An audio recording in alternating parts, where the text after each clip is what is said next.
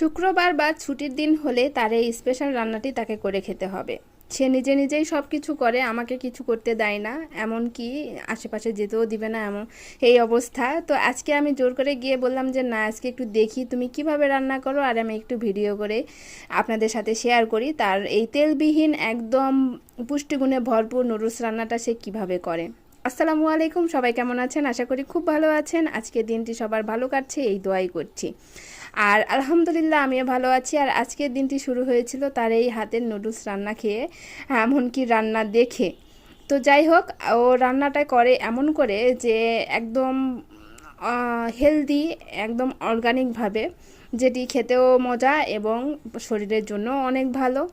আর তার রান্নার প্রসেসটি এইভাবে শুরু হয় যে আগে প্রথমে গাজর এবং আলু কিউব করে কেটে নেয়, নিয়ে সাথে মটরশুঁটি, পেঁয়াজ কুচি এবং মরিচ কুচি দিয়ে গরম পানিতে লবণ দিয়ে, হালকা লবণ দিয়ে পরিমাণ মতো সেদ্ধ করে নেয়।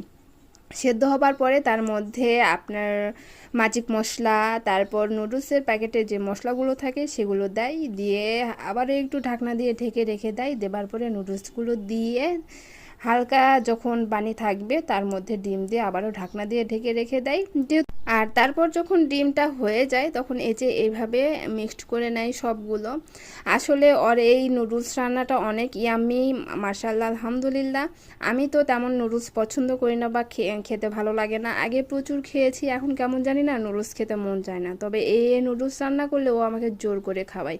আর খেতেও অনেক অনেক মানে মজাদার, একদম মশলা বলবো না যে মশলাবিহীন, তবে হ্যাঁ তেলবিহীন নুডলস রান্না, একদম সবজি ভরপুর, একদম হেলদি একটি খাবার।